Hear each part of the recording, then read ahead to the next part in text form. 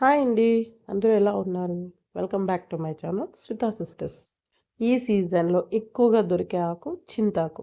అవునండి. చింతాకుతో రాయలసీమ స్పెషల్ చింతాకు పుల్లగూర. చాలా బావుంటుంది. పుల్ల పుల్లగా, కారం కారంగా ఒక 1 వీక్ వరకు స్టోర్ చేసుకోవచ్చు. నేను చెప్పిన పద్ధతిలో చేసుకోండి. ఖచ్చితంగా మీకు కూడా నచ్చుతుంది. ఇప్పుడైతే ప్రాసెస్‌లోకి వెళ్ళిపోదాం. ముందుగా అయితే ఒక పాన్ పెట్టుకోండి, లేదా ఒక మందపాటి గిన్నె అయినా పెట్టుకొని చేసుకోవచ్చు. ప్యాన్ హీట్ అయ్యాక ఒక 2-3 స్పూన్స్ వరకు అయితే ఆయిల్ వేసుకోవాలి. ఆయిల్ కాస్త హీట్ అయిన తర్వాత మీరు తినే కారం తగ్గట్టుగా మిర్చీలు అయితే వేసుకోండి. నేనైతే ఇక్కడ పచ్చిమిర్చి ఒక 6-8 వరకు వేసుకున్నాను. అలాగే 2 ఎండుమిర్చీలు కూడా వేసుకున్నాను. ఈ విధంగా తుంచి వేసుకోండి. సో తుంచడం వల్ల త్వరగా ఉడుకుతాయి. అలాగే త్వరగా స్మాష్ కూడా చేసుకోవచ్చు. ఇలా అయితే వేసిన తర్వాత ఆయిల్‌లో ఒక 2 మినిట్స్ వరకు ఫ్రై అవ్వనిద్దాము. పచ్చిమిర్చి చిట్లకుండా ఉండడం కోసము ఈ విధంగా అయితే ప్లేట్ పెట్టండి. అప్పుడే మనకి ఆయిల్ మీదకి పడదు. సో సేఫ్‌గా ఉంటుంది. ఇక్కడ చూడండి కాస్త వేగాయి కదా! ఇలా వేయించుకున్న తర్వాత మనం ముందుగానే వంకాయ అయితే నేను 4 వాడాను. కట్ చేసి ఉప్పులో, నీళ్ళలో వేసుకొనేసి రెడీగా పెట్టుకున్నాను. ఈ విధంగా అయితే చిన్న ముక్కలుగా అయితే కట్ చేసుకోండి. ఒకసారి వంకాయ అంతా వేసుకున్న తర్వాత ఈ విధంగా అయితే మిక్స్ చేయండి. మిక్స్ చేసుకున్న తర్వాత ప్లేట్ పెట్టేయండి. ఇది వంకాయ హాఫ్ బాయిల్ అయ్యేంత వరకు అయితే మనం ఈ ప్రాసెస్ చేసుకోవాలి. అలాగే మధ్య మధ్యలో కూడా వంకాయని మనం పైకి కిందకి కలుపుకోవాలి. అప్పుడే బాగా అన్ని వంకాయలు ఉడుకుతాయి. ఇలా ఉడికిన తర్వాత తగినంత ఉప్పు కూడా వేసుకోవాలి. అలాగే హాఫ్ టీ స్పూన్ పసుపు.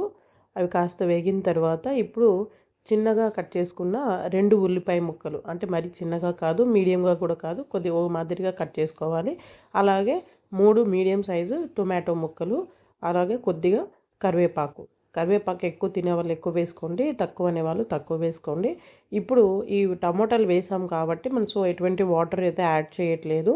సో ఇవన్నీ కాయగూరలన్నీ బాగా కలిసేలాగా అయితే ఒకసారి కలిపేసి మనం ఇక్కడ వాటర్ అయితే యాడ్ చేయట్లేదు. టొమాటోలో ఉండే వాటర్తోనే ఉడికిపోతాయి. అలాగే మనం ఆనియన్ కూడా వేసాం కదా! సో వాటితోనే మెత్తబడిపోతాయి. ఈ విధంగా అయితే మూత పెట్టి ఉడికించుకోవాలి. అలాగే మధ్య మధ్యలో కూడా కలుపుకుంటూ ఉడికించుకోవాలి. ఈ విధంగా ఇక్కడ చూసారు కదా! టొమాటోని అయితే ప్రెస్ చేశాను. సో ఆ స్టేజ్ వరకు అయితే ఉడికించుకోవాలి. టొమాటోలు బాగా మెత్తబడిన తర్వాత చింతాకు అయితే ఒకసారి బాగా క్లీన్ చేసుకొని నీళ్ళలో కడిగిన తర్వాత అయితే వేసుకోవాలి. చింతాకు ఎక్కువ క్వాంటిటీలోనే వేసుకోండి. అప్పుడే ఆ పులుపు అనేది బాగా ఉంటుంది. మరి తక్కువగా వేసుకున్నారంటే ఆ టేస్ట్ అనేది తగ్గిపోతుంది. నేనైతే ఎక్కువ క్వాంటిటీలోనే వేశాను. సో నిండుగా వచ్చిన తర్వాత ఇలా గంటితో ప్రెస్ చేస్తే సో మెత్తగా అణిగి లోపలికి వెళ్ళిపోతుంది. ఈ విధంగా అయితే ప్లేట్ పెట్టేసి ఒక 15-20 మినిట్స్ వరకు అయితే ఉడికించుకోవాలి. ఇలా ఉడికిందా లేదా అనేది ఇలా ప్రెస్ చేస్తే మెత్తబడాలి. సో అప్పటికి మనకు ఉడికినట్లు. పక్కనకి స్టవ్ మీద దించేసిన తర్వాత ఒక స్మాషర్‌తో, అంటే పప్పు గిత్తెతో గానీ ఏదైనా స్మాషర్ గానీ ఉంటే దాన్ని తీసుకొనేసి మెత్తగా మిర్చీలు, వంకాయలు అన్నీ బాగా నలిగేలాగా అయితే పప్పు గిత్తెతో ఈ విధంగా అయితే నలుపుకోవాలి.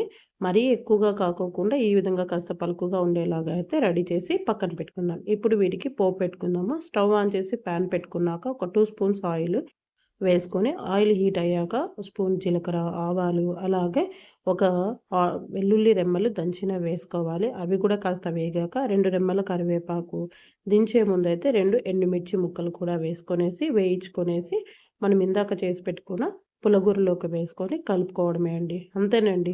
కారం కారంగా, పుల్ల పుల్లగా మంచి టేస్టీ చింతాకు పుల్లగూర. మీరు కూడా తప్పకుండా ట్రై చేస్తారు కదా! తప్పకుండా ట్రై చేయండి. మీకు ఎలా వచ్చిందనేది నాకు కామెంట్ చేయండి. అండ్ నా ఛానల్ ఎవరైనా సబ్స్క్రైబ్ చేసుకునే వాళ్ళు ఉంటే సబ్స్క్రైబ్ చేసుకొని మరిన్ని రెసిపీస్ కోసం నా ఛానల్‌ని తప్పకుండా చూడండి.